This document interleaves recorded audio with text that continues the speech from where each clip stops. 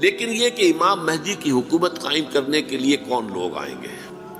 عرب جو ہیں وہ اندر سے کھوکھلے ہو چکے، عیاشی نے، دولت نے، پیسے نے، دولت، پیسہ، عیاشی، اس کی وجہ سے کھوکھلے ہو چکے۔ یہاں میں آپ کو دو حدیثیں سنانا چاہتا ہوں۔ سنن ابن ماجہ کی روایت ہے حضرت ابو ہریرہ سے رضی اللہ تعالی عنہ، قال قال رسول اللہ صلی اللہ علیہ وسلم اذا وقعت الملاحم بعث اللہ بعثا من الموالی ہم اکرم العرب فرسا واجودہ سلاحا یوید اللہ بہم الدین، رواہ ابن ماجہ عن ابی ہریرہ رضی اللہ تعالی عنہ۔ جب ملاحم کا دور شروع ہوگا تو اللہ تعالیٰ اٹھائے گا ایک لشکر یا لشکروں پر لشکر موالی میں سے۔ موالی کون ہے؟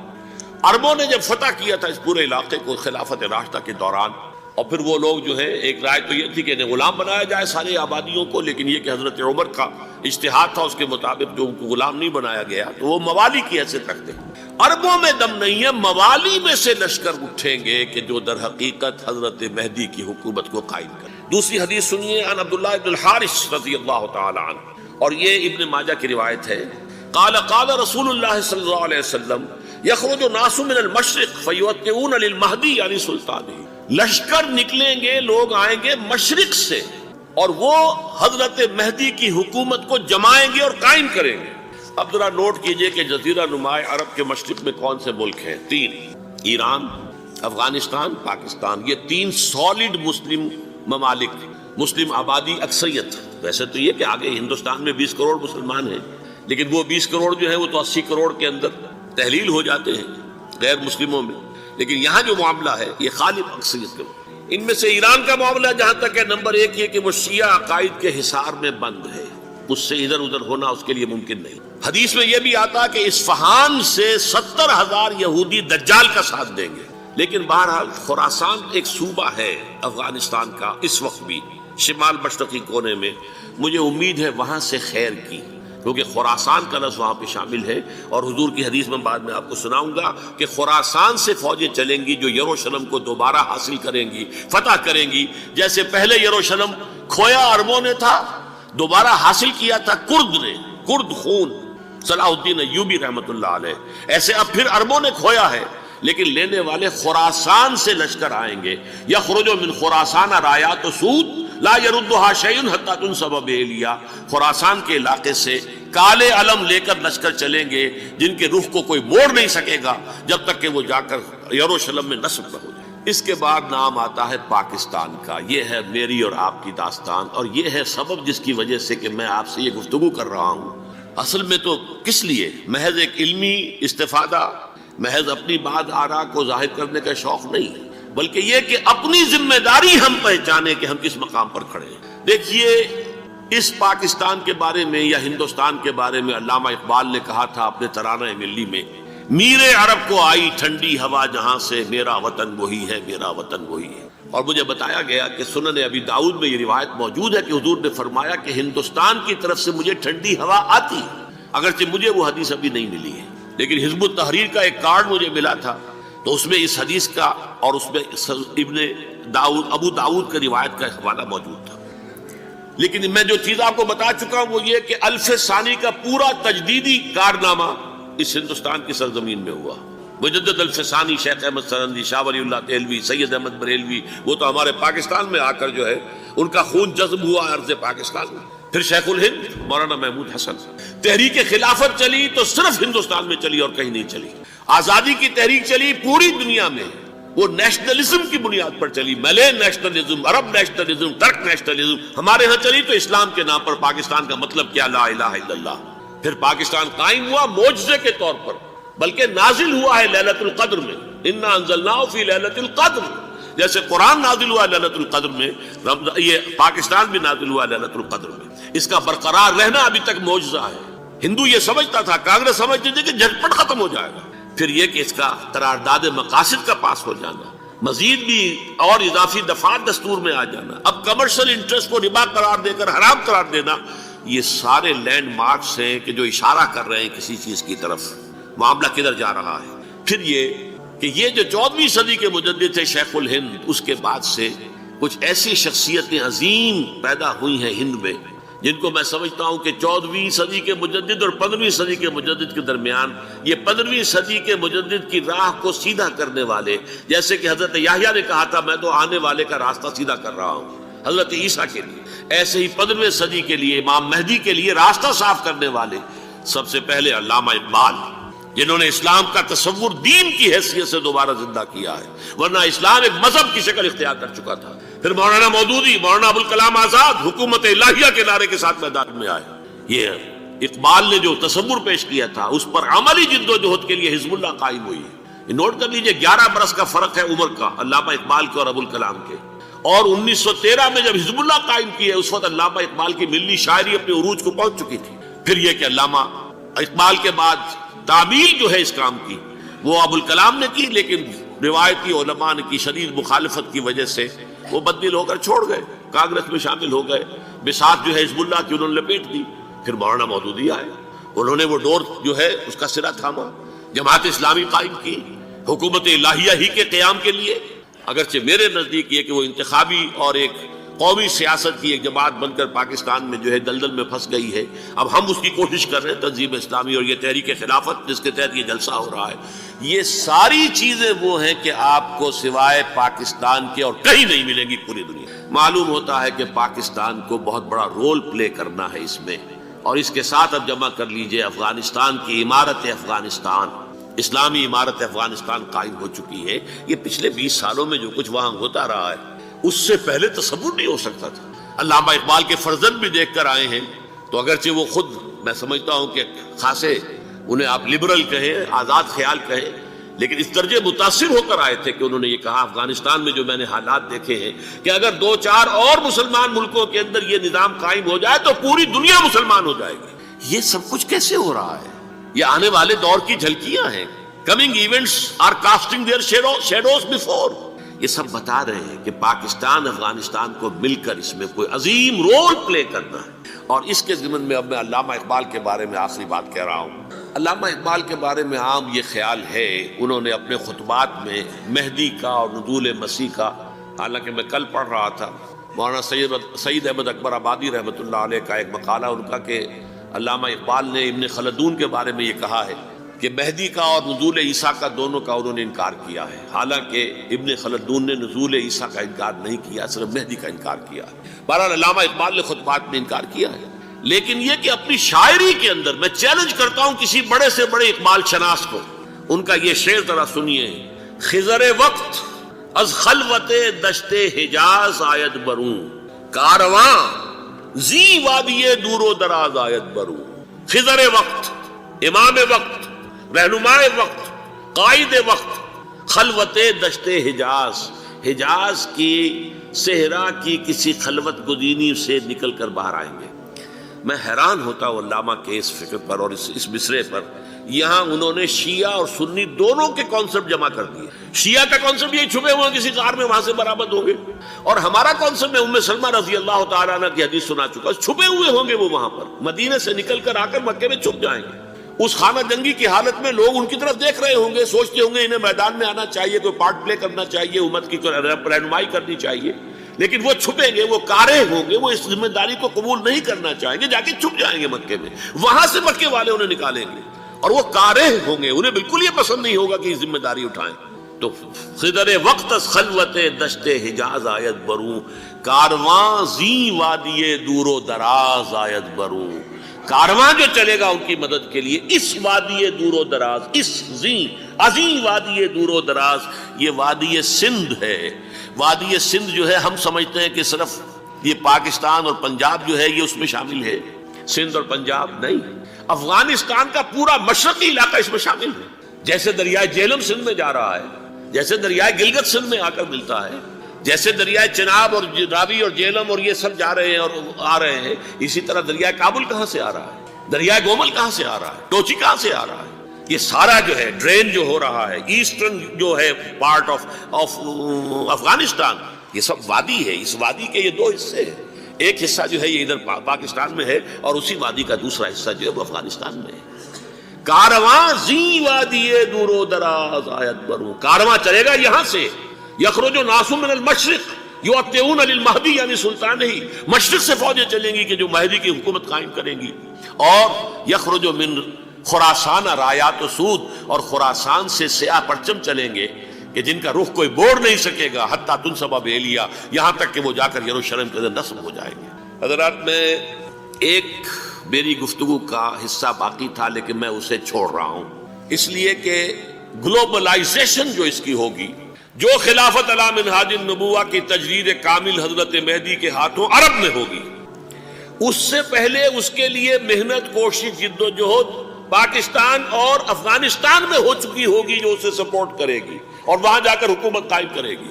اس کے بعد گلوبلائزیشن کا جو مرحلہ اس کا ہے وہ حضرت مہدی کے ہاتھوں نہیں ہے، وہ حضرت عیسیٰ ابن مریم ان کے نزول کے بعد ہے، جن کے نزول کے بعد دجال کا خاتمہ ہوگا اور یہودیوں کا استحصال ہوگا. مسلمانوں پر بھی بڑی تکالیف عربوں پر آئیں گی، شدائد آئیں گے، لیکن یہ وہ میں حصہ ملتوی رکھتا ہوں کسی دوسری محفل اور کسی دوسری مجلس اور نشست پر.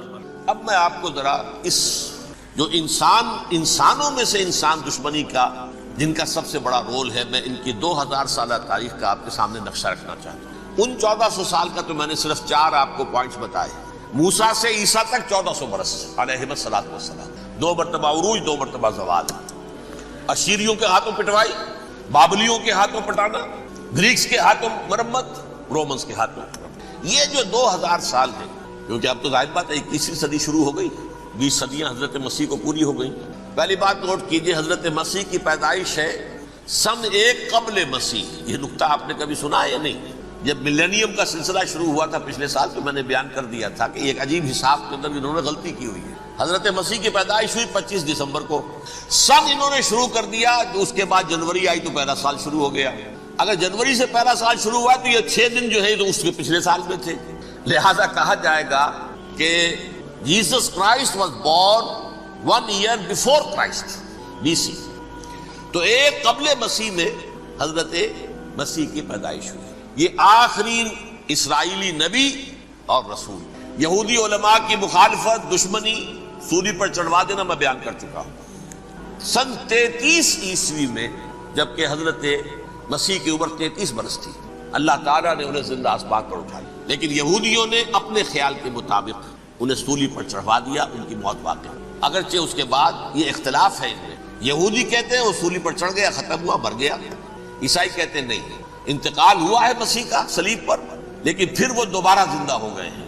ان کی لاش ایک غار میں رکھ دی گئی تھی، وہاں ریزریکشن ہو گیا، ان کا باعث بعد الموت وہی ہو گیا، اور پھر انہیں اللہ نے زندہ آسمان پر اٹھا لیا. تو ہمارے اور عیسائیوں کے درمیان نوٹ کر لیجئے، یہ چیز مشترک ہے کہ حضرت مسیح آسمان پر زندہ اٹھائے گئے. فرق کیا ہے؟ وہ سمجھتے ہیں کہ سولی دیے گئے، سولی پر مرے، پھر زندہ ہوئے، پھر گئے. ہم سمجھتے ہیں کہ نہیں، وما صلبوہ وما قتلوہ، انہوں نے نہ صلیب دے سکے انہیں اور نہ انہیں قتل کر سکے، بل رفع اللہ الیہ، اللہ نے اٹھا لیا. پھر ہمارا اور یہ اس کا عیسائیوں کا ایک اور اتفاق ہے، سیکنڈ کمنگ آف جیسس، حضرت مسیح دوبارہ آئیں گے. یہ عیسائیوں کا بھی عقیدہ ہے اور ہمارا بھی.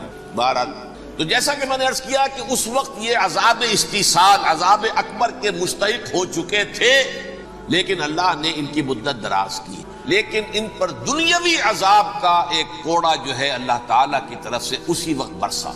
دنیاوی عذاب دنیا میں رہتے ہوئے ختم نہیں کیا گیا. 37 برس بعد حضرت مسیح کے رفع سماوی کے 37 برس بعد سن 70 میں یہودیوں نے بغاوت کی رومیوں کے خلاف.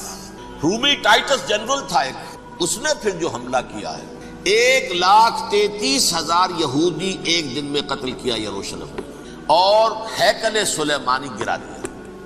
وہ ہیکل پہلے بھی گرا تھا، پہلے 1400 سال کے دوران میں بھی نبوکڈنیزر نے گرایا تھا، لیکن پھر اس کے 150 سال بعد انہوں نے دوبارہ بنا لیا تھا، اس لیے وہ اسے سیکنڈ ٹیمپل کہتے ہیں. پہلا ٹیمپل جو حضرت سلیمان نے بنایا تھا نبوکڈنیزر نے گرا دیا 587 قبل مسیح میں، پھر دوبارہ انہوں نے 150 سال کے بعد بنا لیا. وہ اس تاریخ کا حصہ ہے میں نے جس کے بارے میں آپ کو تفصیل نہیں بتائی. اس میں یہ ہوا سن 70 میں وہ گرا دیا گیا، وہ آج تک گرا پڑا ہوا ہے.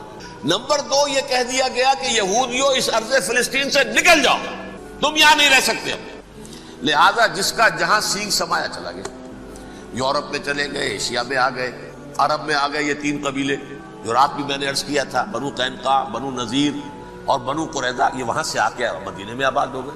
جس کا جہاں سینگ سمایا، افریقہ میں، ہندوستان میں، جہاں چلے گئے. ڈایاسپورا اسے کہتے ہیں، وہ آپ نوٹ کر لیجیے اس لفظ کو، ڈایاسپورا، ہمارا دور انتشار، جبکہ ہمیں ہماری اصل سرزمین تو فلسطین ہے، حضرت ابراہیم کا مسکن، حضرت اسحاق حضرت یعقوب کا مسکن فلسطین، یہ ہے ہماری اصل جاگیر، یہ تو ہماری جدی پشتی جاگیر ہے، لیکن یہاں سے نکال دیے گئے سن 70 عیسوی میں، اور وہاں سے لے کے 1917 تک ان کا ڈایاسپورا جاری رہا۔ یہ دور انتشار ہے۔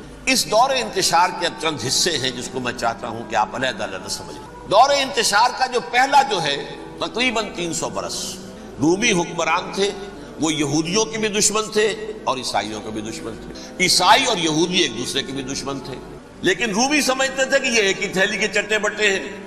رومیوں کے نزدیک عیسائی بھی یہودیوں ہی کا ایک فرقہ تھے، کوئی علیحدہ مذہب تو تھا ہی نہیں، لہذا رومی جو ہیں رومنز وہ ان دونوں کو ستاتے تھے، مارتے تھے، اور یہ آپس میں لڑتے تھے، یہودی عیسائیوں کو مارتے تھے، عیسائی یہودیوں کو مارتے تھے۔ یہ ہے 300 برس تک کی تاریخ۔ سن 300 عیسوی میں کیا ہوا؟ ایک معجزہ ہو گیا۔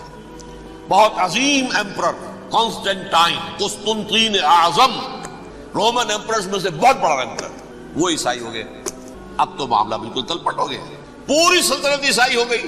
اب عیسائیوں کے عیش ہو گئے اور یہودیوں پہ مار پڑنی شروع ہوئی۔ اب عیسائیوں کا آپ خود سوچئے کہ جنہیں وہ خدا بنا بیٹھے ہیں، خدا کا بیٹا قرار دے رہے ہیں، ان کے قاتل کون؟ یہودی بدماش۔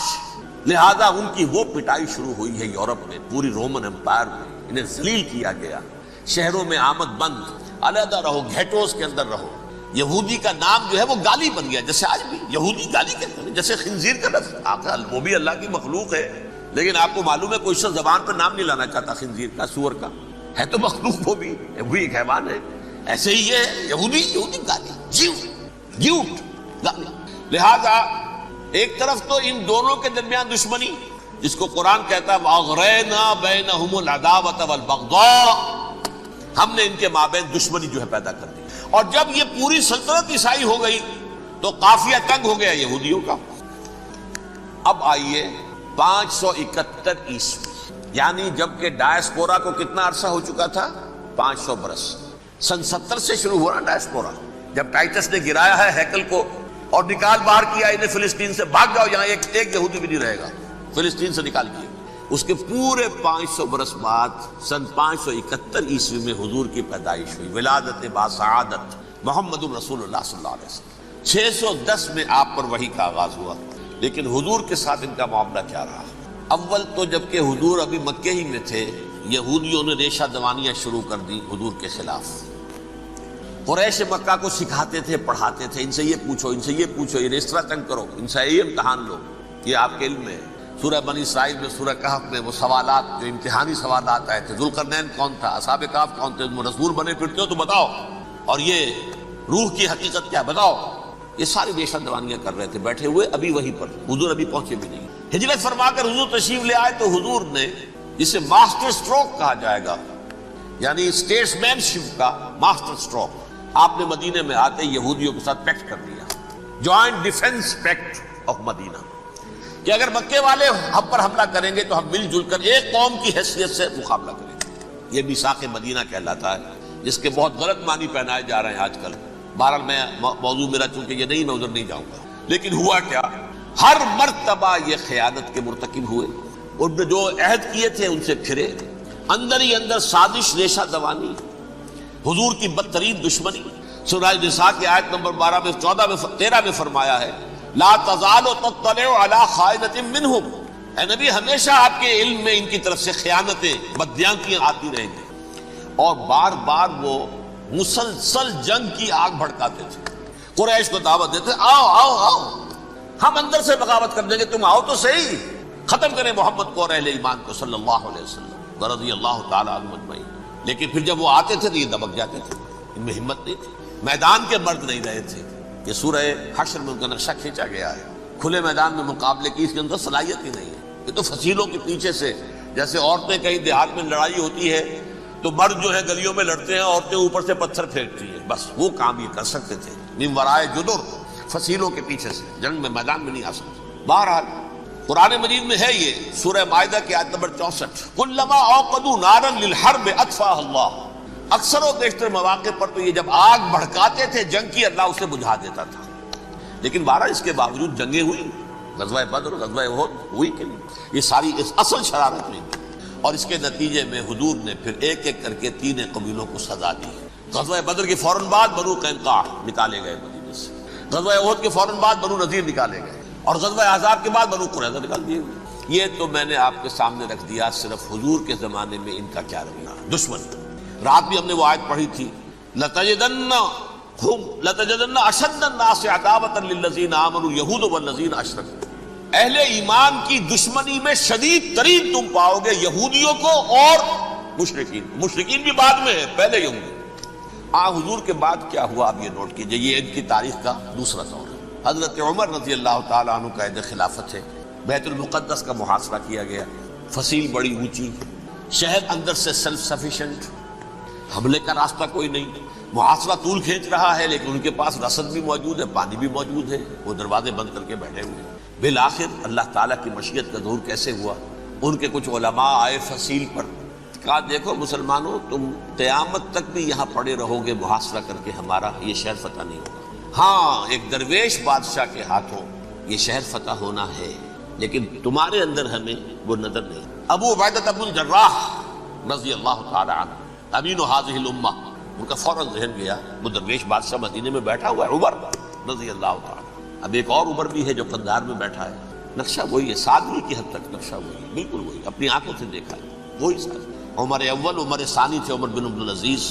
اب ایک اللہ کے فضل سے اللہ تعالیٰ ایدہ اللہ بنصرتہ، اللہ تعالیٰ ان کی نصرت فرمائے، دشمنوں کو ان کے مقابلے میں نیست و نابود کرے۔ انہوں نے ریکویسٹ بھیج دی کہ حضور تشریف لائیے، یہ شہر فتح ہو جائے گا۔ وہ ہے سفر تاریخی، اتنا طویل سفر، تقریباً 700 میل، ایک اونٹ، ایک خادم، ایک منزل پہ امیر المومنین اوپر بیٹھے، خادم آگے چل رہا ہے، اگلی منزل پہ خادم اوپر بیٹھا ہے، امیر المومنین آگے جا رہے ہیں۔ اور جب پہنچے ہیں تو وہ باری تھی خادم کی، انہوں نے ہاتھ جوڑ دیا، حضور خدا کے لیے تم کیا کہیں گے لوگ، وہ میرا برا حال کر دیں گے، تمہیں شرم نہیں آئی؟ امیر المومنین پیدل آگے چل رہے ہیں نکیل پکڑ کر، اور تم بیٹھے ہو اوپر براجمان ہو۔ حضرت عمر فرمایا الدور دورک، نہیں باری تمہاری ہے، بیٹھ۔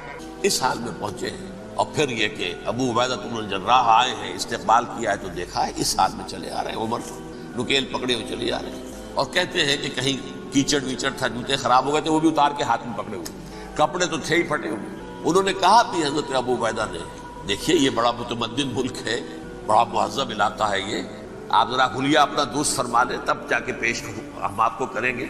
آپ نے فرمایا نحن قوم اعزنا اللہ بالاسلام، ہم وہ قوم ہیں جنہیں اللہ نے عزت دی ہے اسلام کے ذریعے سے، کپڑوں کے ذریعے سے نہیں، دولت کے ذریعے سے نہیں۔ اسی حال میں گئے ہیں، اوپر سے انہوں نے کھڑے ہو کر نشانیاں دیکھی ہیں، اپنی کتابیں کھولی، ہاں یہ وہی ہے، اچھا لو جی سرنڈر، شہر تمہارے ہاتھ میں۔ خون کا ایک قطرہ نہیں بہا اور بیت المقدس فتح ہو گئی۔ لیکن اس وقت حضرت عمر نے ایک نرمی یہ کی کہ یہودیوں کے لیے بھی اسے اوپن سٹی قرار دے دیا۔ یہ احسان عظیم حضرت عمر کا، اس سے پہلے یہودی آ ہی نہیں سکتا تھا، داخل ہی نہیں ہو سکتا تھا، وہاں وہ آ کر وزٹ نہیں کر سکتا تھا، زیارت نہیں کر سکتا تھا اپنے مقدس مقامات کی۔ حضرت عمر نے یوں سمجھیے کہ تقریباً 550 برس کے بعد ان کے لیے راستہ کھولا ہے کہ ہاں تم آ سکتے ہو، زیارت کر سکتے ہو۔ لیکن یہ عیسائیوں نے لکھوایا معاہدے کے اندر، انہیں یہاں آپ آباد ہونے کی اجازت نہیں دیں گے، لیکن کم وزٹ دی پلیسز، دیکھیں زیارتیں کریں اور جائیں۔ یہ معاہدہ حضرت عمر کا ہے رضی اللہ تعالیٰ، جو پھر خلافت راشدہ کے بعد بنو امیہ نے بھی اس کو آرڈر کیا، بنو عباس نے کیا، پھر جو ہمارے یہ ترکوں میں اندر خلافت آئی تو ترک خلفاء نے بھی اس معاہدے کی پوری پابندی۔ فلسطین میں آ سکتے ہیں یہودی صرف زائرین کی حیثیت سے، وہاں آباد نہیں ہو سکتے۔ اب آئیے اگلا دور آیا حضرت عثمان کا دور خلافت۔ یہ ہے وہ وقت کہ اب یہود نے امت مسلمہ کی پیٹھ میں چھرا ٹھوکا۔ وہ کیسے؟ ایک یہودی عبداللہ ابن سبا اسلام کا لبادہ اوڑھ کر آ گیا، معاشرے کا جائزہ لے لیا، ان میں بنو ہاشم اور بنو امیہ میں جو پرانی کشاکش تھی اس کے کچھ نہ کچھ جراثیم باقی ہیں، اگر ان کو ذرا بھڑکا دے تو مسلمانوں میں انتشار پیدا ہو گیا۔ کہا یہ عثمان کون ہے؟ یہ تو بنو امیہ میں سے ہے، یہ حق تو بنو ہاشم کا ہے، خلافت ان کے پاس ہونی چاہیے، محمد کے تو رشتہ دار وہ ہے صلی اللہ علیہ وسلم۔ عوام الناس کے اندر بات پھیلنی شروع ہوئی، پھر ایک بڑی سازش کے انداز میں حضرت عثمان کے خلاف پروپیگنڈا، حضرت عثمان کے جو عاملین تھے، گورنر تھے، ان کے خلاف پروپیگنڈا، اور ایسی ہوشیاری کرتے تھے کہ کوفے میں کوفے کے حاکم کے خلاف کچھ نہیں کہنا، اجی مصر میں یہ ہو رہا ہے، اجی شام میں یہ ہو رہا ہے، اجی یہ جو عثمان ہے وہ یہ کر رہا ہے، یہ ظلم ہو رہا ہے، یہ لوٹ مار ہو رہی ہے، یہ خیانتیں ہو رہی ہیں۔ اب نہ تو اس زمانے میں مینز آف کمیونیکیشن، کیسے تصدیق کریں گے؟ افواہیں تو آپ آج کراچی کے اندر شروع ہو جائے تو پتہ نہیں چل سکتا کسی کو کہ کیا اس میں صداقت ہے کیا جھوٹ ہے۔ اور بری بات جو ہے فطرت انسانی کی کمزوری ہے، وہ فوراً قبول کرتا ہے، کسی کے بارے میں اچھی بات ماننے کو تیار نہیں ہوتا، لیکن بری بات تو فوراً تیار ہے۔ بہرحال یہ فتنہ انہوں نے اٹھایا، حضرت علی کی الوہیت کا فتنہ اٹھایا، حضرت عثمان کے خلاف الفتنۃ الکبریٰ برپا کیا، حضرت عثمان شہید ہوئے۔ اس کے بعد 5 برس تک مسلمان ایک دوسرے کی گردنیں کاٹتے رہے، باہمی خانہ جنگی ہوئی۔ امت کو وہ زخم لگایا ہے جو آج تک جس سے خون رس رہا ہے۔ یہ شیعان عثمان اور شیعان علی تھے جو بعد میں پھر سنی اور شیعہ ہو، اور آج تک فتنہ کس نے جگایا؟ ایک عبداللہ ابن سبا یہود اور اس کے کارندے، شیطان کا ایجنٹ، اور انسانوں میں سے بھی اس کے جو بھی حواریین تھے اور شیطانوں کے اندر سے بھی جو تھے، انہوں نے بھی اس آگ کو بھڑکایا۔ یہ آپ سوچ لیجئے کہ یہ کس نے وہ زخم لگایا؟ یہودی۔ اگلا دور آیا، خلافت راشدہ ختم ہوئی، بنو امیہ کا بھی دور کافی گزر گیا۔ طارق ابن زیاد 712 عیسوی میں حملہ کرتے ہیں اسپین پر۔ اسپین اس وقت عیسائیت کا بہت بڑا گڑھ، بڑے کٹر ترین عیسائی جو ہے وہ اسپین میں تھے، لہذا یہودیوں کی وہاں بہت پٹائی ہوتی تھی، بہت پٹائی ہوتی ہے۔ میں بتا چکا ہوں، دشمنی تھی ان کی تو چلی آ رہی تھی عیسائیوں کے ہاتھوں یہودیوں کی، وہ تو سن 300 عیسوی سے ایمپرر کانسٹنٹائن کے بعد سے شروع ہو گئی تھی۔ اس حوالے سے یہودیوں نے اس وقت چالاکی یہ برتی، کچھ راستے واسطے بتائے، کچھ مدد کی طارق ابن زیاد کی۔ طارق ابن زیاد نے انہیں اپنا محسن سمجھا، ہسپانیہ فتح ہو گیا تو یہودی چونکہ محسنین کی فہرست میں آ چکے تھے، انہیں بہت اقتدار نصیب، بڑی سپورٹ مسلمانوں نے دی۔ ان کے بڑے بڑے علماء جو اسی دور کے اندر پیدا ہوئے، بڑے بڑے تھنکرز ان کے اسی دور میں پیدا ہوئے۔ بن گوریون جو کہ ایک وزیر اعظم تھا اسرائیل کا، اس نے یہ لکھا ہے اپنی کتاب میں، Muslim Spain was the golden era of our diaspora. وہ ڈائسپورا جو 70 عیسوی سے شروع ہوا تھا اور 1917 عیسوی تک جاری رہا ہے، اس میں سے گولڈن ایرا ہمارا جو تھا وہ مسلم اسپین تھا۔ ہسپانیہ میں بیٹھ کر ہم عیش کیے، لیکن وہاں سے انہوں نے اور جو کچھ کیا، یہ تو داستان کے بہت سے گوشے ہیں، لیکن میں جس اسٹریٹ لائن میں چل رہا ہوں اس کے اعتبار سے ایک بات سمجھ لیجیے۔ وہاں بیٹھ کر انہوں نے اب عیسائیت کی پیٹھ میں چھرا گھونپا، پروٹیسٹنٹ مذہب پیدا کیا، تقسیم کر دیا، جیسے شیعہ سنی کی تقسیم عبداللہ ابن سبا، رومن کیتھولک اور پروٹیسٹنٹ کی تقسیم یہودی علماء۔ ہوتا کیا تھا؟ ہسپانیہ کی یونیورسٹیاں ہیں، کارڈووا میں ہے، ٹولیڈو میں ہے، گریناڈا میں ہے، غرناطہ، قرطبہ، تولیتلا، اور وہاں آتے تھے لوگ، فرانس سے چلے آ رہے ہیں نوجوان پڑھنے کے لیے، جرمنی سے چلے آ رہے ہیں، اٹلی سے چلے آ رہے ہیں، 3 ہی ملک قریب ترین پڑھتے ہیں سینٹرل جو یورپ کے ہیں۔ یہاں پر جو ہے وہ اسلام جو نور پھیلا رہا تھا اس سے بھی مستفیض ہوئے، جہالت کے جو ہے پردے ان کے وہ چھٹے۔ اس کے ساتھ ہی وہ یہودی وہاں ان کے اندر جو جراثیم داخل کر رہے تھے، وہ اس عیسائیت کے خلاف بغاوت تھی جو اس وقت دنیا میں عیسائیت اس وقت تھی۔ پوپ کا راج تھا دنیا میں اس وقت، یورپ میں جو عیسائیت تھی اس میں ایک طرف بادشاہ تھے، لیکن بادشاہوں کی حیثیت وہاں پر یوں سمجھ لیجئے کٹ پتلیوں کی تھی، اصل قوت پوپ کے ہاتھ میں تھی۔ اور پوپ کو انہوں نے جیسے قرآن نے کہا اتخذوا احبارهم ورهبانهم اربابا من دون اللہ، چونکہ سینٹ پال نے شریعت موسوی ساقط کر دی تھی تو اب شریعت تھی ہی نہیں، پوپ کو اختیار تھا جس چیز کو چاہے حلال قرار دے دے، جس چیز کو چاہے حرام قرار دے دے۔ اتخذوا احبارهم ورهبانهم اربابا من دون اللہ۔ انہوں نے کہا صاحب یہ پوپ کس بلا کا نام ہے، یہ بھی انسان ہے، بات تو ٹھیک تھی نا، اصل حیثیت تو کتاب کی ہونی چاہیے، ڈیوائن بک، دی ریویلڈ اسکرپچر، لہذا اور یہ کتاب ہر شخص پڑھ سکتا ہے، کوئی پوپ کے باپ کو جو ہے کوئی اس کے لیے پروپرائٹری رائٹس تو نہیں ہے کہ صرف پوپ پڑھ سکتا ہے یا پادری پڑھ سکتے ہیں، ہم بھی پڑھ سکتے ہیں، ہم بھی سمجھ سکتے ہیں۔ یہ باتیں تھی کہ جن کو بڑھا چڑھا کر بیان کر کے اور پوپ کا اقتدار ختم کرا دیا اور توجہ مرکوز کر دی بائبل کی طرف۔ اب بائبل میں بڑا حصہ تو اولڈ ٹیسٹامنٹ کا ہے۔ نتیجہ کیا ہوا؟ یہود کی عظمت پروٹیسٹنٹس کے نزدیک مسلم ہو گئی۔ اصل قوم تو یہ ہے، وہ دشمنی بدلی کہ نہیں بدلی؟ موسیٰ کے امتی یہ ہے، تورات موسیٰ کو دی گئی، ابراہیم کی نسل یہ ہے، لہذا وہ جو دشمنی تھی، جو عداوت تھی کہ ہمارے خدا کو سوری چڑھانے والے ہیں یہ بدماش، اس کا ازالہ ہوا۔ اس پروٹیسٹنٹ مذہب کے نتیجے میں یہ میں اب آپ کو بتاتا ہوں کہ ایک نتیجہ وہ نکلا ہے جسے برٹرنڈ رسل نے بیان کیا ہے، اس کی کتاب ہے ان پریز آف آئیڈلنس، صفحہ 108۔ وہ لکھتا ہے the Christians retaining the Judaic belief in a special revelation added to it the Roman desire for worldwide domination and the Greek taste for metaphysical subtleties. The combination produced the most fiercely persecuting religion that the world has yet known. یہ تین چیزیں آ کر عیسائیت میں مل گئی. ایک تو جب یہ اولڈ ٹیسٹمنٹ جو ہے وہ ان کے ہاتھ میں آ گئی, اور اس کے میں کچھ آپ کو بتا دیتا ہوں کہ اولڈ ٹیسٹمنٹ کی تعلیمات, کیونکہ یہ اولڈ ٹیسٹمنٹ جو ہے یہ محرف تھی. اصل تورات تو گم ہو گئی تھی 587 قبل مسیح میں, جب پہلی مرتبہ ہیکل جو ہے تباہ ہوا ہے, اس وقت ختم ہو گئی تھی. اس کے کوئی 150 سال کے بعد انہوں نے یادداشتوں سے مرتب کر کے لکھی ہے. اب اس میں ان کے اپنے خیالات, اپنے امانی, اپنی توجیحات وہ شامل ہو گئی. لہذا میں آپ کو حوالے دیتا ہوں اس کتاب کے اندر مظالم کی جو تعلیم دی گئی ہے. اہل کتاب نے اپنے مظالم قتل عام کے جواز کے لیے تورات میں تبدیلیاں کی اور پیغمبروں پر دہشت ناکی اور بدترین حرام کاری کے الزامات لگائے. سنیے, پہلا حوالہ ہے یہ گنتی باب 31 آیات 17-18. اس لیے ان بچوں میں جتنے لڑکے ہیں سب کو مار ڈالو, اور جتنی عورتیں مرد کا منہ دیکھ چکی ہیں ان کو بھی قتل کر ڈالو, لیکن ان لڑکیوں کو جو مرد سے واقف نہیں اور اچھوتی ہیں اپنے لیے زندہ رکھو. یہ کسی اللہ کی کتاب کا یہ جملہ ہو سکتا ہے, کسی ریویل بک کا؟ اور سنیے, یہ ہے استثناء ڈیوٹرانومی باب 20 آیت 16-18. پر ان قوموں کے شہروں میں جن کو خداوند تیرا خدا میراث کے طور پر تجھ کو دیتا ہے, کسی ذی نفس کو جیتا نہ بچا رکھنا, جیسا خداوند تیرے خدا نے تجھ کو حکم دیا بالکل نیست کر دینا, مرد, عورتیں, بچے, بوڑھے, سب. یہ کتاب مقدس ہے.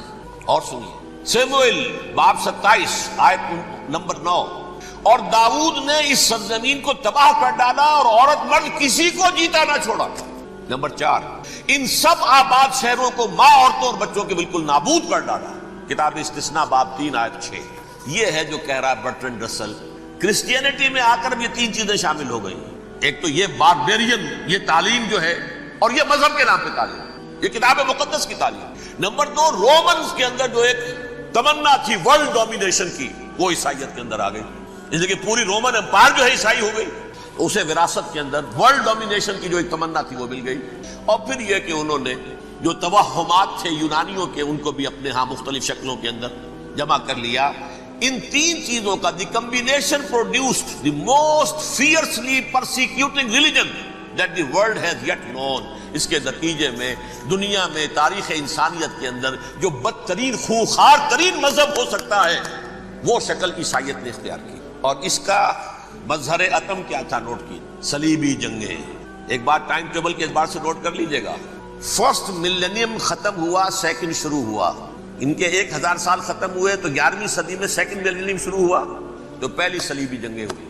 لاکھوں مسلمان قتل کیے. صرف یروشلم کے اندر اتنا خون بہایا ہے کہ خود ان کے ہسٹورینز لکھتے ہیں کہ جب ان صلیبیوں نے جب گھوڑوں کے ساتھ وہ چل رہے تھے گلیوں میں, تو ان کے گھوڑوں کے گھٹنوں تک خون کی ندی بہ رہی تھی. جہاں سے گزرے ختم کرتے چلے گئے, آبادیاں کی آبادیاں ختم ہوئی. اگرچہ اس کروسیڈ میں گیہوں کے ساتھ گھن بھی پیسا, یہودی بھی بہت مارے گئے. یہ فرانس سے, جرمنی سے جب یہ کروسیڈرز آ رہے تھے 3000 میل کا سفر طے کر کے آئے تھے. سوچئے تو صحیح, اربن ثانی پوپ جو تھا آگ لگا دی تھی اس نے پورے یورپ کے اندر. شرم سے ڈوب مرو, تمہارے مقدس علاقے مسلمانوں کے ہاتھ میں. انفیڈلز, یہ کافر, یہ مرتد, یہ ملحد. مسیح جہاں پیدا ہوا, مسیح کو جہاں سولی دی گئی, وہ کہاں ہے؟ ان کے ہاتھ میں. وہ آگ لگائی ہے, 3000 میل کا فاصلہ طے کر کے یہ دو قومیں آئی ہیں وہاں, اور جو تباہی مچائی ہے تاریخ انسانی میں ایسی بربریت کی کوئی مثال. اور یہ ان کے اپنے ہسٹورینز لکھتے ہیں. شرم کے مارے ایسے محسوس ہوتا ہے جیسے ان کی گردنیں جھکی جا رہی ہیں. اگرچہ بھٹکے ہوئے ہیں لیکن کبھی بھولی ہوئی منزل بھی یاد آتی ہے راہی کو, اور بھٹکے ہوئے آہو کو پھر سوئے حرم لے چل. اس کی ضرورت ہے مسلمان کو پھر اس کا مقصد یاد دلایا جائے. پاکستان اس لیے نہیں بنایا گیا تھا کہ ہمارے ہاں ٹاٹے اور برلے نہیں تھے تو ہمارے پاس اس کے بھی باپ وجود میں آ جائیں, اس لیے تو نہیں بنایا گیا تھا. پاکستان اس لیے نہیں بنایا گیا تھا کہ جاگیرداروں کی جاگیرداریاں محفوظ ہو جائیں. پاکستان اس لیے تو نہیں بنایا گیا تھا. اور یہ کہ نمازیں اور مسجدیں تعمیر ہو جائیں, مسجدیں تو امریکہ میں تعمیر ہو رہی ہیں عالی شان سے عالی شان, اس لیے پاکستان نہیں بنا تھا. آج بھی مسلمان, میں معذرت سے عرض کر رہا ہوں مولانا سے, آج بھی بھارتی مسلمان کی ایوریج نمازی ہونے کے اعتبار سے پاکستانی مسلمان سے کہیں بہتر. آج بھی برقع نظر آ جائے گا تو ہندوستان میں نظر آ جائے گا. میں نے اپنی آنکھوں سے دیکھا چند سال پہلے جب مکہ مسجد حیدرآباد دکن میں 3 دن مسلسل میری تقریریں ہوئی ہیں, 10,000 مرد اور 5,000 خواتین, اور ان میں سے کوئی بغیر برقعے کے نہیں. ایک سیلاب نظر آ رہا تھا برقعوں کا کہ جب جلسہ ختم ہوا ہے رات کے 12 بجے 3 دن تک متواتر. یہاں کہاں نظر آئے گا برقع آپ کو؟ یہاں تو جس کے پاس 2 پیسے ہو گئے اس نے سب سے پہلے برقع اتار کے پھینک دیا. معلوم اچھی طرح سمجھ لیجئے یہ چیزیں تو وہاں زیادہ ہیں یہاں کی نسبت. اصل ضرورت تھی کہ یہاں اس نظام کو قائم کیا جائے, وہ نظام عدل اجتماعی, وہ جس میں حریت ہو, جس میں عام آدمی بھی خلیفہ وقت کو ٹوک سکے. یہ کرتا کیسے بن گیا؟ ایک خاتون بھی کھڑی ہو کر دامن پکڑ لے, عمر تمہیں کیا حق ہے کہ ہمارے مہر کے اوپر پابندی لگا رہے ہو, جبکہ اللہ نے نہیں لگائی. اللہ قرآن میں قنطارہ کا لفظ استعمال کر رہا ہے. ڈھیروں سونا دے دے کوئی شخص اپنی بیوی کو مہر کے اندر, طلاق دیتے وقت اس میں سے کچھ نہیں لے سکتا. آپ کون ہوتے ہیں ہمارے حق کے اوپر پابندی لگانے والے؟ اور عمر نے کہا آج ایک بڑھیا نے وہ اب عمر کو دین سکھایا, آرڈیننس واپس. حضرت سعد ابن ابی وقاص رضی اللہ تعالی عنہ جو فاتح ایران تھے, وہ گورنر ایسے ہی نہیں بن گئے تھے ریوڑیاں بٹی ہو اور گورنر ہی مل گئی ہو. وہ تو خود فاتح تھے ایران کے, اس لیے گورنر تھے. صرف ایک پرچہ پہنچا ہے بارگاہ خلافت میں, حضرت عمر فاروق کے پاس انفارمیشن آئی سعد نے اپنے گھر کے باہر ڈیوڑی بنا لی ہے اور ایک دربان کھڑا کر دیا ہے. حضرت بلال کو بھیجا ہے رقعہ دے کر, اور یہ حکم تھا کہ بلال پہلے تو جاتے ہی ڈیوڑی میں آگ لگا دینا, پھر یہ رقعہ دینا میرا. اور رقعے میں لکھا ہوا تھا اے سعد لوگوں کو ان کی ماؤں نے آزاد کرنا تھا, تم نے انہیں اپنا غلام کب سے بنا لیا ہے. یہ دربان کھڑے کر دیا اپنے آگے. وہ حریت, وہ مساوات کہ جا رہا ہو خلیفہ وقت اور چارج لینے جا رہا ہے بیت المقدس کا, کوئی ذاتی علاج کے لیے نہیں جا رہا, سیر و سیاحت کے لیے نہیں جا رہا, چارج لینے کے لیے. بالکل سرکاری وزٹ ہے, آفیشل وزٹ ہے, اسٹیٹ وزٹ ہے. اور حال کیا ہے؟ 700 میل کا فاصلہ طے کرنا اور ایک اونٹ نہیں, کوئی انٹوریج نہیں, کوئی قدم و حشم نہیں, کوئی جمبو جٹ بھرے ہوئے نہیں, کچھ نہیں. ایک اونٹنی, ایک خادم. اس ایک اونٹنی پر چونکہ راستے کا راشن بھی ہے لہذا 2 آدمی نہیں بیٹھ سکتے, ایک بیٹھ سکتا. ایک منزل خلیفہ وقت بیٹھا ہوا ہے اوپر اور خادم نکیل پکڑ کر چل رہا ہے. اگلی منزل خادم اوپر بیٹھا ہے اور خلیفہ وقت عمر عبد الخطاب رضی اللہ تعالی عنہ اور وہ آگے آگے نکیل پکڑ کر چل رہے ہیں. یہ نظام چاہیے آج نوع انسانی. اس کے انتظار میں, اس کی تلاش میں نوع انسانی نے کتنے تجربے کر لیے, کیسی چھلانگیں لگائی, ملوکیت ختم کی, آسمان سے گرا کھجور میں اٹکا, جمہوریت آئی نام نہاد, لیکن وہ سرمایہ دارانہ نظام بن کر آگے سے بڑھ کر لعنت بن گئی. پہلے جاگیردار مسلط تھا, اب سرمایہ دار اور کارخانے دار مسلط ہو گیا. اس سے نکلنے کے لیے زور لگایا, کمیونزم کی طرف گئے, چھلانگ لگائی, اب ایک پارٹی ڈکٹیٹر بن کر بیٹھ گئی. انسان رست از یک بنتا استاد در بندے دیگر, ایک چیز سے غلامی سے نجات پاتا ہے, دوسری میں پھنس جاتا ہے. اور کیوں کہ وہ نظام عدل اجتماعی جو محمد عربی کو دے کر بھیجا گیا تھا اس کے کسٹوڈین سوئے ہوئے, اس کے کسٹوڈین کو اندازہ ہی نہیں. یہ نسخہ تو ہمارے پاس تھا, ہمیں عمل کرنا تھا اور دنیا کے سامنے پیش کرنا تھا. پاکستان بنایا اس لیے گیا تھا کہ ہم اس کا ایک نمونہ دنیا کے سامنے پیش کریں گے. قائد اعظم نے فرمایا تھا کہ ہم یہ چاہتے ہیں کہ پاکستان کی صورت میں عہد حاضر میں اسلام کے اصول حریت و اخوت و مساوات کا ایک نمونہ قائم کر کے دکھائیں. کہاں ہے وہ؟ بھٹک گئے, سو گئے. وَلَنُذِيقَنَّهُم مِّنَ الْعَذَابِ الْأَدْنَىٰ دُونَ الْعَذَابِ الْأَكْبَرِ, بڑے عذاب سے پہلے چھوٹا عذاب کا مزہ چکھائیں گے. لَعَلَّهُمْ يَرْجِعُونَ, شاید کہ لوٹ آئیں. کوئی عجب نہیں اس عذاب الادنیٰ سے بعد ہم جاگے نہیں, ہوش میں نہیں آئے. کوئی عجب نہیں کہ بڑے عذاب کا کوڑا ہماری پیٹھوں پر برستا ہے. لیکن مجھے یہ یقین ہے, نوٹ کر لیجئے, اگر یہ دوسرا امکان ہو گیا, خدا نہ خواستہ اللہ کے عذاب کا کوڑا ہماری پیٹھ پر برسا, مجھے یقین ہے اللہ ہندوؤں کو مسلمان بننے کی توفیق دے گا, لیکن اسلام کا بول بالا اسی خطے سے ہو. تاریخ میں یہ ہو چکا ہے آیا فتنہ تاتار کے افسانے سے, پاسباں مل گئے کعبے کو صنم خانے سے.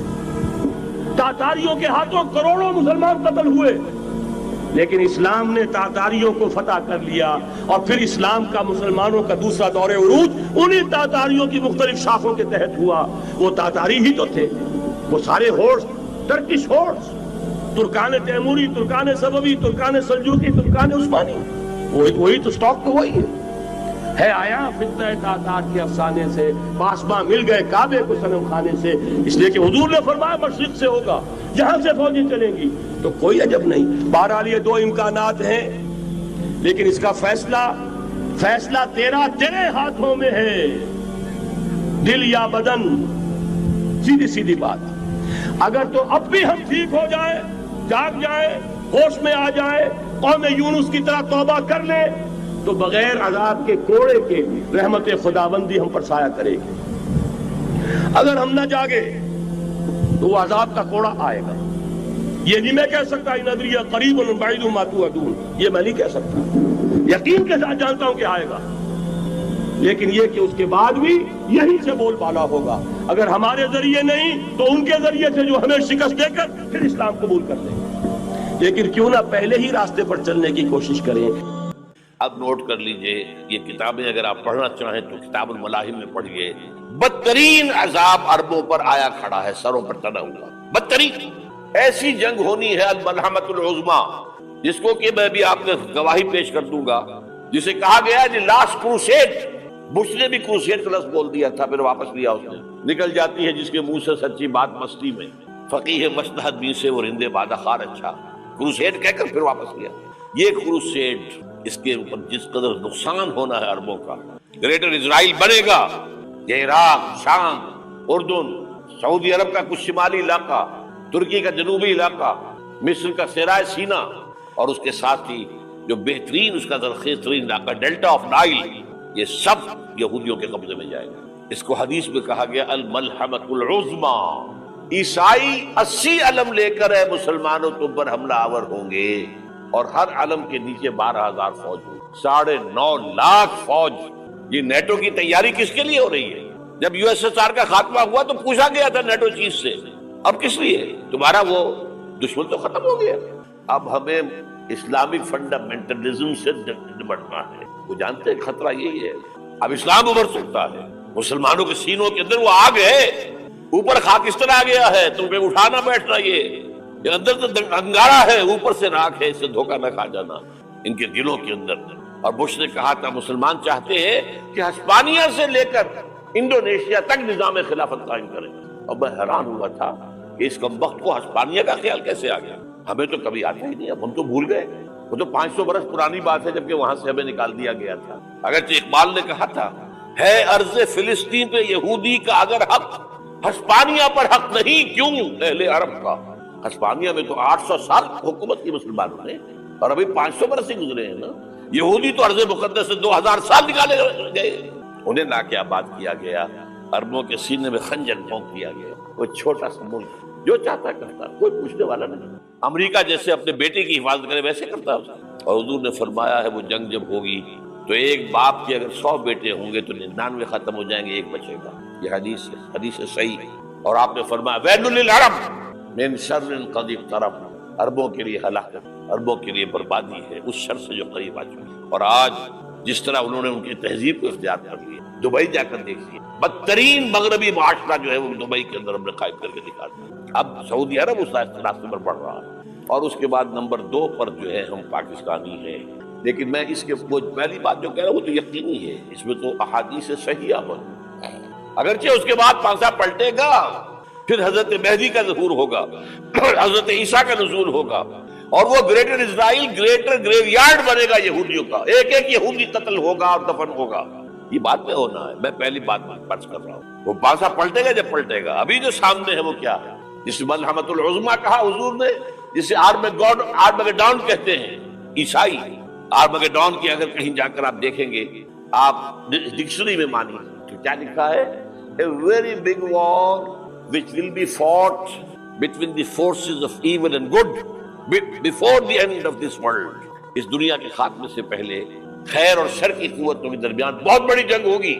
ارمجدون اسے کہتے ہیں عربی میں، اور آرمگیڈون اسے کہتے ہیں انگریزی کے اندر۔ اور یہ بائبل کی آخری کتاب کے اندر جو اس میں کہ مکاشفات یوحنا، ریویلیشنز آف سینٹ جان، یہ تو میں کہہ رہا ہوں یقین کے ساتھ، اور زیادہ دور نہیں ہے، آیا چاہتا ہے۔ اس لیے کہ یہودیوں کا اور عیسائی جو کنزرویٹوز ہیں، نیو کنزرویٹوز، ان کا 5 نکاتی ایجنڈا ہے متفق علیہ، جس کے تحت یہ جنگ صلیبی شروع کی گئی ہے۔ وہ سن لیجئے آپ، آرمیگیڈون نمبر 1، گریٹر اسرائیل قائم ہو جانا اس کے نتیجے میں نمبر 2، مسجد اقصی اور قبۃ الصغریٰ کو گرانا نمبر 3، وہاں 3rd ٹیمپل، وہ مسجد جو حضرت سلیمان نے بنائی تھی 1000 قبل مسیح میں، پھر برباد کی تھی نیبوکدنیزر نے، دوبارہ بنائی گئی، پھر دوبارہ ختم ہوئی 70 عیسوی اب تک گری پڑی ہے، ان کا خانہ کعبہ گرا ہوا ہے 70 عیسوی سے لے کر آج تک۔ ایک دیوار ہے ویلنگ وال، جہاں جاتے ہیں، روتے ہیں، پیٹتے ہیں، ماتم کرتے ہیں، وہاں وہ بنے گا 3rd ٹیمپل۔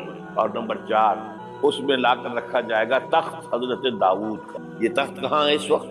یہ لندن شریف کے اندر جو ان کی پارلیمنٹ کا جو چرچ ہے، ویسٹ منسٹر ایبے، اس میں رکھا ہوا ہے۔ ایک پتھر تھا جس پر بٹھا کر حضرت داؤد کی تاج پوشی ہوئی، پھر حضرت سلیمان کی ہوئی، پھر وہ پتھر رکھ دیا گیا جب حضرت سلیمان نے بنایا ہیکل مسجد اقصی، وہاں رہا وہ۔ ہر بادشاہ جو تھا یہودی اسی کے اوپر بٹھا کر اس کی تاج پوشی ہوتی۔ سن 70 میں ٹائٹس نے گرایا اسے، ہیکل کو، وہ پتھر لے گیا، وہاں سے روم گیا، روم سے آئرلینڈ گیا، آئرلینڈ سے اسکاٹ لینڈ آیا، اسکاٹ لینڈ سے انگلینڈ آیا، اور اب وہ رکھا ہوا ہے 14ویں صدی عیسوی سے آج تک۔ وہ ویسٹ منسٹر ایبے میں رکھا ہوا، ایک کرسی کی سیٹ میں اسے بنا دیا گیا ہے تخت کی شکل۔ اب انگریزوں میں کوئی ملکہ ہو، کوئی بادشاہ ہو جس کی بھی تاج پوشی ہوگی، اس میں ہوگا۔ یہ لا کر رکھا جائے گا 3rd ٹیمپل میں، اور اس پر یہودیوں کے خیال کے مطابق ان کا مسیحا آئے گا جو مسیح دجال ہوگا، عیسائیوں کے خیال کے مطابق حضرت عیسیٰ آئیں گے، وہ ہمارا بھی خیال ہے حضرت عیسیٰ آئیں گے علیہ السلام۔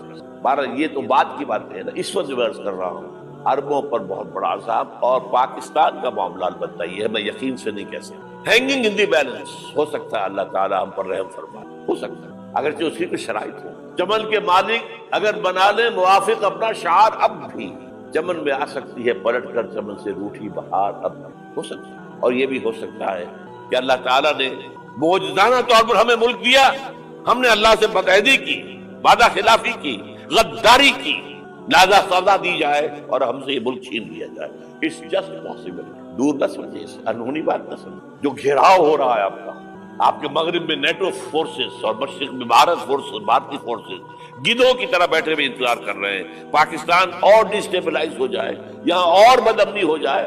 اب لاہور میں پھر آج دھماکے ہو گئے، 2 دن پہلے کا دھماکہ میں سہ کے آیا ہوا ہوں، آپ کے سامنے بیٹھا ہوں، وہ جانے بچی ہیں۔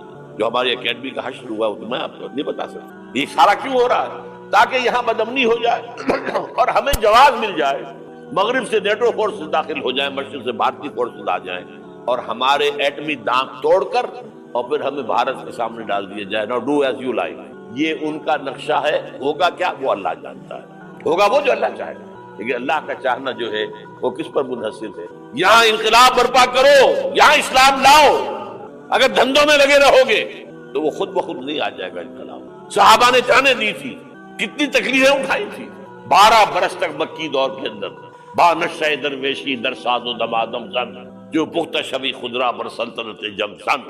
یوم طائف یاد ہے جو حضرت عائشہ فرماتی ہے کہ میں نے پوچھا تھا حضور سے کہ یوم احد سے زیادہ سختی بھی آپ پر کبھی آئی؟ یوم احد پر کیا ہوا تھا؟ تلوار کا وار پڑا تھا آپ کے چہرہ مبارک، یہ جو رخسار کی ہڈی ہے اس کے اندر وار گیا ہے، اوپر خود کی 2 کڑیاں تھیں وہ اس میں گھس گئیں، 2 دندان مبارک شہید ہوئے۔ وہ خود کی کڑیاں ایک صحابی نے اپنے دانتوں سے پکڑ کر کھینچنے کی کوشش